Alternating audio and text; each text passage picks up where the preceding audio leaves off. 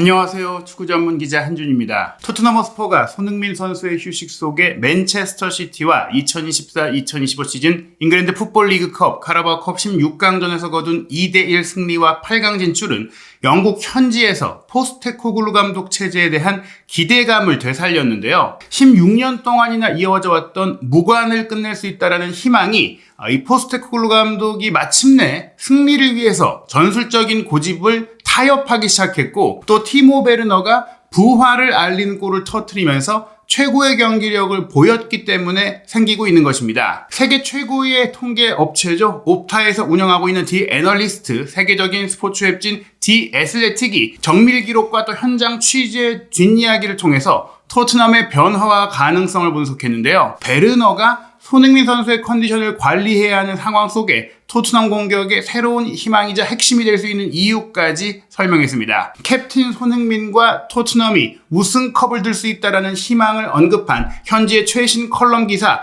3편의 주요 내용을 통해 소개해드리도록 하겠습니다. 먼저 맨시티를 상대로 거둔 승리, 물론 맨시티가 후보를 위주로 경기했지만 토트넘에게 아주 큰 승리였고 큰 의미가 있는 이유를 소개한 디 애슬레틱의 토트넘 담당 기자 제이 해리스의 컬럼입니다. 도미닉 솔란키가 바닥에 쓰러졌고 마침내 일어설 힘을 찾았을 때 엔지 포스테코글루 감독이 그를 안아주었습니다. 라두 드라구시는 굴리에모 비카리오 골키퍼에게 다가가 강하게 포옹한 이후 전체 토트넘 선수단이 천천히 팬들에게 걸어갔습니다. 선수들은 지난 수요일 밤 카라바오컵에서 맨체스터 시티를 2대1로 꺾은 후 육체적, 정신적으로 너무 지쳐서 거의 축하 행사를 하지 못했지만 가장 중요한 것은 그들이 임무를 완수했다는 것이었습니다. 펩 과르디올라 감독이 약화된 팀을 내보냈음에도 불구하고 맨시티를 꺾고 이번 시즌 카라바오컵 8강에 진출한 것은 의미 있는 성과입니다. 포스테코글루 감독은 토트넘 재임 1년이 넘는 부임 기간 중 최고의 승리라고 말하기를 꺼려했지만 분명 최고의 승리였습니다. 토트넘이 프리미어리그 5연속 우승에 도전하는 맨시티를 올 시즌 처음으로 꺾은, 올 시즌 처음으로 패배하게 만든 모습은 인상적이었습니다. 지난 일요일 크리스탈 팰리스와의 프리미어리그 경기에서 실망스러운 0대1 원정 패배를 겪은 이후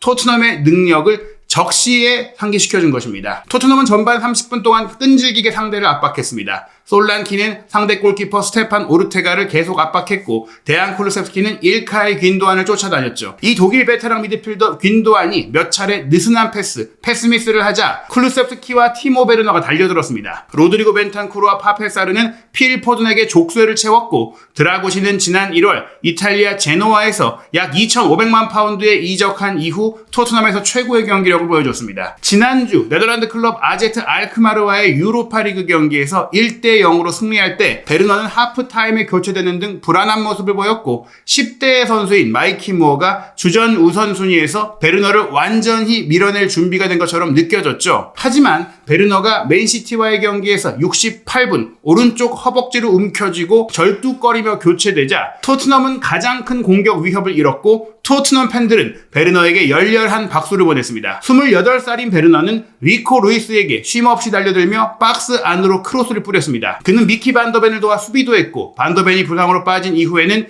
교체 투입된 데스티니 우도기가 맨시티의 오른쪽 공격 사비뉴의 위협에 대처하는 데 도움을 주었습니다. 베르너는 적어도 2차례에 걸쳐 토트넘의 하프필드 안쪽에서 브라질 선수 사비뉴의 공을 빼앗아 역습을 시작했습니다. 맨시티의 수비진은 베르너의 스피드를 감당하기 어려웠고 결국 전반 5분 만에 베르너는 지난 3월 이후 처음으로 득점에 성공했습니다. 독일팀 RB 라이프치히에서 임대로 토트넘에 합류한 이후 26경기에 출전해 3번째 골을 터뜨린 것이었습니다. 베르너는 짧은 코너킥 상황에서 클루셉스키와 빠른 원투 패스를 주고받으며 2대0을 만들었던 파페사르의 장거리 슈팅 득점 빌드업에도 관여했습니다. 베르너가 일주일 만에 완전히 달라졌다고 말하기에는 시기상조이겠지만 자신감 회복에는 큰 도움이 되었을 것입니다. 토트넘은 경기 내내 높은 에너지 레벨을 유지할 수 없었고 맨시티가 우위를 점하기 시작하자 전술 계획을 수정한 것에 대해 칭찬받을 만합니다. 마테우스 누네스가 전반전 마지막 공격으로 맨시티의 한 골을 만회한 후 이브 비수마가 사드 대신 투입되어 벤탄쿠르와 함께 수비를 더욱 견고하게 만들었습니다. 가장 좋은 예시는 85분 맨시티가 코너킥 상황에서 공격을 시도하자 비수마가 제이콥 라이트를 뒤쫓아 돌진하며 속도를 늦췄던 때입니다. 후반전에 토트넘은 베르너를 대신해 투입된 히샬리송이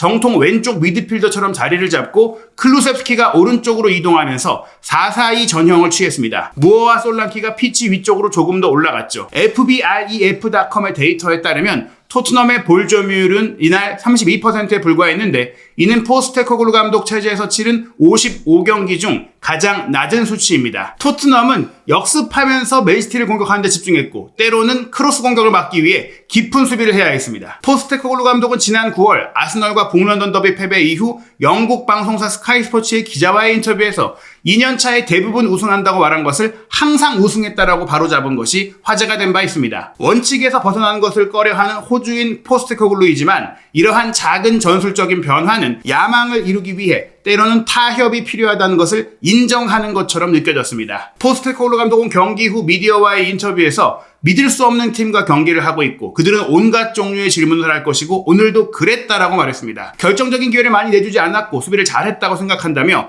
공격적인 정말 좋은 순간도 있었고 경기를 마무리할 수 있는 좋은 기회도 몇 번 있었지만 잡지 못했다. 하지만 선수들의 회복력이 대단했다라고 말했습니다. 기억에 남을 만한 밤으로 기록되겠지만 장기적인 비용, 타격도 있었죠. 그에 대한 우려도 있는데요. 반더벤은 사비뉴와의 경합에서 오른쪽 햄스트링을 다친 것처럼 보이자 눈물을 흘리며 터널로 내려갔습니다. 또 다른 센터백 크리스티안 로메로도 하프타임 10분 후 피로로 인해 교체되었습니다. 후반전에 마이키 무어가 교체 투입됐을 때 브레넌 존슨은 많이 지쳐 보였는데요. 휴식을 취해야 하는 상황인 것으로 보입니다. 문제는 손흥민, 윌슨, 오도베르, 베르너가 모두 몸 상태에 문제를 겪고 있기 때문에 일요일에 치를 에스턴 빌라와의 경기 다시 선발로 나서야 한다는 점입니다. 무엇보다 반더벤의 부상이 가장 큰 걱정거리일 것입니다. 네덜란드 대표 수비수 반더벤이 햄스트링 부상으로 지난 시즌 2달을 결장했을 때 토트넘은 리그 9경기 중 4경기에서 패배했습니다. 반더벤의 수비 리커버리 속도는 포스테코글루 감독의 하이라인 수비가 성공하는데 결정적인 역할을 합니다. 드라구시는 로메로와 함께 인상적인 모습을 보였지만 이번 주말에는 빌라의 공격 듀오 올리 와트킨스와 존 듀란을 시작으로 더 큰 시험을 치러야 할 것입니다. 이번 시즌 드라구신의 활약은 엇갈렸지만 전반전에는 쿵쾅거리는 헤더로 포스테코글루 감독이 터치라인에서 드물게 박수를 쳐주면서 지나가던 드라고신의 등을 두드리는 장면이 연출되기도 했습니다. 반더벤의 부상이 심각하다면 드라고신은 꾸준히 그런 모습을 보여줘야 할 것입니다. 하지만 이러한 문제는 앞으로 며칠 또는 몇 주 안에는 해결될 수 있는 문제입니다. 현재 토트넘은 12월 중순 홈에서 치를 맨체스터 유나이티드와의 카라바오컵 8강전에서 우승에 대한 17년간의 기다림을 끝내는데 한 걸음 더 다가서야 합니다. 토트넘의 앞으로의 일정 빡빡하죠. 바로 11월 3일 일요일 밤 11시 에스턴 빌라와의 경기, 손흥민 선수가 복귀할 거라는 예고가 있었지만 정말 최상의 컨디션으로 돌아올 수 있을지 그 경기 이후에 어떨지도 주목해야 되는데요. 11월 8일 금요일 새벽에 갈라타사라이와 유로파리그 경기, 11월 10일 일요일 밤 11시에는 입스위치 타운과 프리미어리그 경기가 있고 A매치 휴식기 이후에 정말 주중 주말 경기가 끊임없이 연말까지 내년 연초까지 이뤄집니다. 11월 24일에 맨시티와 프리미어리그에서 만나고 11월 29일에는 토트넘이 로마와 유로파리그 홈경기 빅매치를 치러야 합니다. 그리고 12월 1일에는 풀럼과 런던 더비, 12월 6일 주중 경기 본머스와 프리미어리그 원정 경기, 12월 9일 새벽 첼시와의 또 한 번의 프리미어리그 런던 더비가 있고 12월 13일 레인저스와 유로파리그 원정 경기, 12월 16일 사우스햄튼과 프리미어리그 원정 경기, 그리고 12월 16일 이 사우스햄튼전, 12월 23일 리버풀전 사이에 맨유와 카라바오컵 8강전을 치러야 합니다. 그리고 리버풀전 이후 연말에는 12월 27일 노팅엄전, 12월 30일 울버햄튼전, 2025년 1월 4일 뉴캐슬전까지 정말 빡빡한 일정이거든요. 이 일정 속에 토트넘이 가장 주목해야 할 것은 역시 우승이 가능한 카라바오컵 8강전, 이 맨유전의 최상의 전력, 최상의 컨디션으로 이제 3번만 더 이기면 우승할 수 있는 카라바오컵의 우승컵을 드는 미션입니다. 그리고 이 과정 속에 손흥민 선수의 몸 관리도 중요한데요. 손흥민 선수도 없고 오도베르의 부상도 심각한 것으로 알려진 가운데 베르너가 살아난 것은 고무적인 상황이죠. 옵타이티 애널리스트도 베르너가 자신의 가치를 증명한 토트넘의 카오스 크리에이터,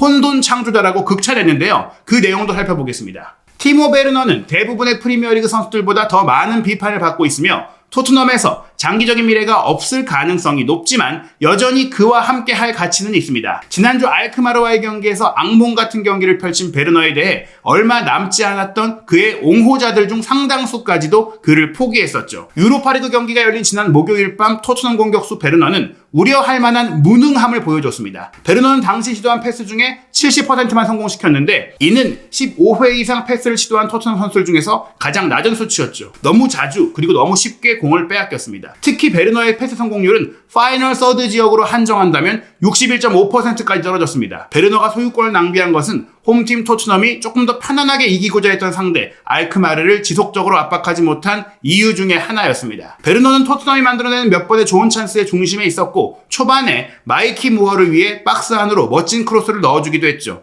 하지만 이날의 하이라이트는 베르너의 빅찬스 미스 장면이었습니다. 베르너는 경기가 무승부로 끝났던 전반전 상황에서 두 번의 큰 기회를 놓쳤는데 한 번은 골문 중앙을 향해 가볍게 슈팅을 날린 것이고 다른 한 번은 몸을 뒤로 젖혀 가까운 거리에서 골대 위로 높이 슛을 날려버린 것이었습니다. 하프타임에 베르너가 브레넌 존슨과 교체되자 베르너 대신 왼쪽으로 이동한 무어가 상대 박스 안에서 두 번의 볼터치를 기록하며 드리블과 트릭, 자신에 대한 확고한 믿음으로 가득 찬 플레이로 팬들을 열광시켰습니다. 많은 토트넘 팬들에게 기억되는 베르너의 마지막 모습이 알크마르전의 부실한 피니시가 될 수도 있었습니다. 그러나 이날의 이 장면도 빙산의 일각에 불과했죠. 이번 시즌 토트넘의 유니폼을 입고 좋은 위치에서 좋은 기회를 너무나 많이 낭비했는데 이런 경기가 지난 시즌에도 많았기 때문입니다. 지난주 일요일 주장 손흥민이 부상으로 결장한 가운데 마이키 무어가 크리스탈 팰리스와의 원정 경기 왼쪽 측면에서 선발 출전한다는 소식이 전해지자 토트넘 서포터들 사이에서 환호성이 터져나왔습니다. 토트넘 아카데미 출신인 마이키 무어는 클럽 내에서 매우 높은 평가를 받고 있으며 토트넘 팬들은 당연히 그의 플레이를 보고 싶어하는 동시에 무어가 성공하기를 간절히 바라고 있습니다. 엔지 포스테코글루 감독이 17살인 무어를 1군 선수로 앞으로 중용할 가능성이 매우 높다라고 기대하고 있는 건데요. 하지만 마이키 무어는 크리스탈 팰리스와의 원정 경기에서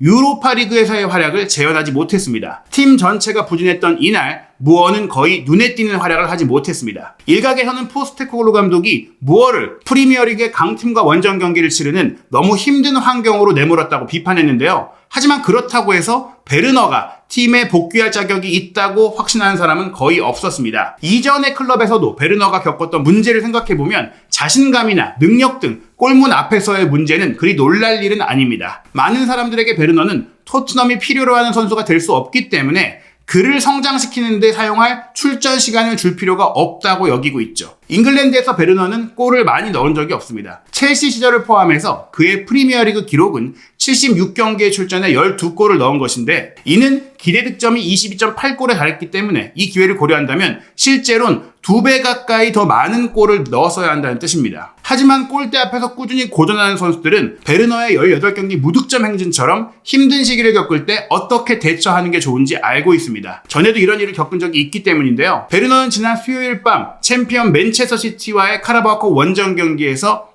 뛰어난 활약을 펼치며 돌아왔습니다. 베르너는 이날 토트넘에서 가장 위협적인 선수였습니다. 전반 5분에 터진 베르너의 골로 토트넘은 포스테코글루 감독 재임 기간 중 가장 기억에 남는 최고의 승리를 거둘 수 있었습니다. 포스테코글루 감독은 멋진 골이었고 티모 베르너에게도 좋은 일이었다고 말했습니다. 티모에게 힘이 될 것이다라면서 우리는 그를 지원하고 있지만 궁극적으로 모든 것은 그 자신의 접근 방식에 달려있다라고 자신을 믿고 잘 해내라는 격려를 한 건데요. 포스테코글루 감독은 최근 기자회견에서 자신이 두 번째 시즌마다 항상 우승한다고 말한 적이 있고 맨시티와의 경기 승리로 3개의 컵대회 우승의 희망을 이어갈 수 있게 됐습니다. 그리고 맨시티전 승리 과정에 베르너의 공헌이 매우 가치가 높았는데 이것은 단지 득점을 했기 때문만이 아닙니다. 베르너가 마무리를 잘하는 선수는 아닌데요. 득점한 이후에도 3번의 슈팅에 실패하기도 했어요. 하지만 맨시티의 수비에 온갖 문제를 일으킨 선수였습니다. 뛰어난 움직임에 걸맞은 마무리 능력은 없겠지만 끈질기고 지능적이며 번개처럼 빠른 돌파로 수비수들의 골머리를 앓게 합니다. 그 덕분에 다른 선수들보다 더 많은 득점 기회를 잡고 있는데요. 수요일 맨시티와의 경기에 69분 동안 뛰었음에도 불구하고 4번이나 슈팅을 한 것은 이날 경기에 출전한 그 어떤 선수보다 많은 슈팅 숫자였습니다. 이것이 베르너의 아름다움, 매력, 그리고 가치입니다. 베르너는 수비수들을 겁에 질리게 하는 끊임없는 움직임과 속도로 혼란을 야기합니다. 맨시티를 상대로는 몇 번이나 후방으로 뛰어들었는데 솔랑키가 3번이나 오프사이드에 걸렸던 것과 달리 그는 딱 한 번만 오프사이드에 걸렸습니다. 올 시즌 프리미어리그 경기에서 200분 이상 출전한 선수들 중에 베르너는 90분당 러닝 횟수가 38.3회로 리그 전체 3위에 올라 있는데요.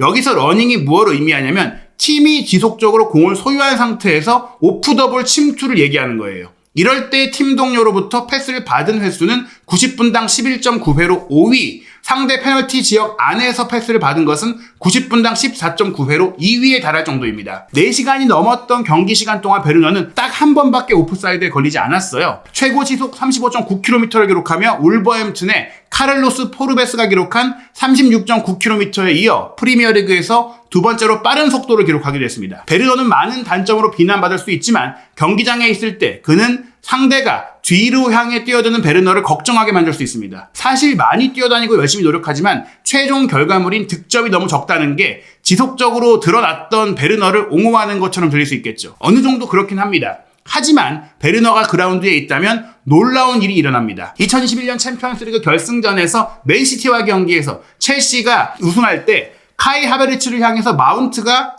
패스를 해줬고 하베르츠가 골을 넣었던 장면에서 베르너가 왼쪽 사이드로 뛰어들어가면서 수비를 분산시켜주지 않았다면 그 상황이 나오지 못했을 거라는 것이죠. 16년 만에 첫 번째 우승 트로피를 노리고 있고 또 챔피언스리그에 복귀하려는 열망을 가지고 있는 토트넘이 공격수들에게 그저 좋은 위치를 선점하는 능력 이상을 요구하는 것은 당연할 것입니다. 일부 팬들에게도 영리한 움직임이나 빠른 속도만으로는 충분하지 않다는 것도 이해할 수 있어요. 하지만 베르너가 경기장에 없을 때의 토트넘이 베르너가 있을 때보다 측면에서 위협적인 모습이 부족하다는 게 입증됐습니다. 토트넘은 올 시즌 프리미어리그에서 다른 어떤 팀보다 많은 속공 득점 7골을 기록하고 있는데요. 포스테코글루 감독의 플랜 A 전술에 밀려 이런 속공이나 역습을 잘 쓰지 않는 경우가 있지만 여전히 카운터, 역습에서의 위협이 포스테코글루 체제 토트넘의 공격 득점을 더하는 데 큰 도움이 되고 있습니다. 그리고 베르너가 토트넘에 있는 것은 유용합니다. 냉정하게 말하자면 베르너가 토트넘의 왼쪽 측면에 장기적인 해결책은 될 수 없을 겁니다. 그는 올 시즌이 끝날 때까지만 토트넘과 임대 계약을 맺고 있는 선수죠. 게다가 손흥민 선수가 있기 때문에 왼쪽 공격의 1옵션 선수가 되지도 못할 겁니다. 다음 시즌에는 토트넘에 없을 가능성이 높죠. 하지만 맨시티와의 경기 때처럼 손흥민 선수가 결장하고 무어가 아직 상위권 팀들을 상대로 꾸준한 활약을 보여주지 못하고 있는 상황에서 베르너는 특히 상대 수비진에게 공간이 있을 때 적절한 옵션이 될 수 있습니다. 베르너가 아직 포기해야 할 정도로 가치가 없는 선수가 아니라는 건데요. 토트넘이 계속 베르너를 중용해야 되는 이유에 대해서 디 애슬레틱은 햄스트링 부상을 당한 손흥민 선수의 회복이 기대만큼 순조롭지 않은 점도 지적을 했습니다. 이미 모든 대회 3경기에 결장했고 10월 월드컵 예선도 결장했고 웨스트햄과의 경기 4대1 승리 과정에 복귀했지만 이후 3경기를 또 출전하지 못한 것이죠. 포스테코글루 감독은 에스턴 빌라와의 경기 출전을 확신한다고 얘기했지만 이 역시 지켜봐야 합니다. 오도베르 같은 경우도 9월달 코벤트리와의 카라바오컵에서 햄스트링 부상을 입었고 알크마르와의 경기에 돌아왔지만 지금 다시 입게 된 부상은 심각한 문제라고 밝혀져 앞으로 더 많은 시간 베르너의 출전이 필요해진 겁니다. 그리고 손흥민과 오도베르가 몸 상태를 회복한다고 하더라도 베르너를 보유하는 건 가치가 있다고 했는데요. 손흥민 선수가 이제 32살이기 때문에 큰 경기에서 최고의 기량을 발휘하려면 출전 시간을 세심하게 관리해야 한다고 지적했습니다. 또 다음 달에 20살이 되는 오도베르도 아직 포스테코글루 감독의 스타일에 복잡한 전술을 배워야 되고 새로운 동료들과 관계를 형성하는 중이죠. 무어는 지난 8월 달에 겨우 17살이 된 어린 선수이기 때문에 너무 많은 부담을 주지 않아야 합니다. 무어가 계속 경기를 출전하는 걸 기대할 순 없고 성인 축구의 신체 조건에 적응하는데 시간이 걸릴 수밖에 없죠. 실제로 무어는 팰리스와의 경기 당시 0대1로 질 때 기량을 잠깐은 보여줬지만 공간을 찾아서 위협적인 지역으로 꾸준히 침투하는데 어려움을 겪었습니다. 메디슨 같은 경우 무어에 대해서 네이마르와 비교하는 발언을 하기도 했지만 막상 포스테코글루 감독은 무어에 대한 과대평가가 지속 불가능한 큰 수준까지 치닫는 것을 경계하고 있다고 합니다. 히샬리성도 있긴 하지만 솔랑키의 백업 공격수로 뛰고 있죠. 베르너가 파이널 서드 지역에서 침착함을 잃는 것은 실망스럽지만 베르너의 폭발적인 속도는 여전히 위협적인 무기라고 할 수 있습니다. 독일 대표로 57경기에 출전한 경험이 있는 베르너는 지난 1월 달에 토트넘에 임대로 입단했을 때 프리미어리그 두 번째 경기까지 굉장히 좋은 플레이를 펼쳤습니다. 특히 브렌트포드전은 상대 풀백을 무너뜨리고 우도기의 동점골도 만들어줬고 또 브레넌 존슨의 골에도 기여를 하면서 3대2로 승리하는데 큰 역할을 했습니다. 또 지난 브라이튼과의 경기도 2대0으로 앞서는 과정 속에 메디슨의 골을 만들어냈던 선수가 베르너였죠. 베르너는 수비수를 쉽게 제치고 들어가기 때문에 상대 선수들도 이 상황에 개입하게 만들고 다른 동료 선수들이 활용할 수 있는 공간을 만들어주는 선수입니다. 브레넌 존슨도 예전에는 의사결정도 안 좋고 마무리 능력이 떨어지다 보니까 비판을 받았지만 올 시즌에는 13경기에 출전해 6골을 기록하면서 이전 38경기에 기록했던 5골보다 더 많은 골을 기록하며 지금 토트넘에서 더 나은 선수로 거듭났습니다. 물론 베르너가 존슨처럼 갑자기 이런 득점 상승세를 보일 가능성이 희박해 보이긴 하지만 그래도 반짝이는 모습들을 봤을 때 맨시티와의 경기를 봤을 때는 그럴 수도 있다라는 기대감을 가질 수 있는 것이죠. 실제로 포스테코글루 감독은 베르너가 기회를 놓치면서 사람들이 절망적이라는 생각을 하지만 그는 절망적인 선수가 아니라면서 좋은 위치로 가고 있다라고 얘기했어요. 물론 득점을 한다면 도움이 될 거라고 하면서 브레넌에게 그런 모습을 봤다면 골만 나온다면 존슨 같은 효과를 낼 수 있다라고 했습니다. 베르너에 대해서 환상적인 선수이고 골을 못 넣어도 기여가 큰 선수라고 했죠. 인내심을 갖고 지켜볼까라고 했는데 맨시티와의 경기에 그 결실을 맺었고 앞으로 이어질 경기에서도 베르너가 어떤 활약을 펼칠지 크게 기대가 되는 상황입니다. 과연 오는 주말 에스턴 빌라와의 경기 손흥민 선수가 돌아오게 될지 그리고 그 이후 이어질 강행군 일정 속에서 베르너가 한참 좋았을 때의 결정력을 회복할 수 있을지 한준TV와 함께 토트넘의 16년 동안 무관을 끊어내는 캡틴 손흥민 선수의 우승 트로피 세레머니를 볼 수 있을지 구독, 좋아요, 알림 설정으로 최신 소식, 현지 소식, 입중계 라이브 방송도 함께 하시기 바랍니다.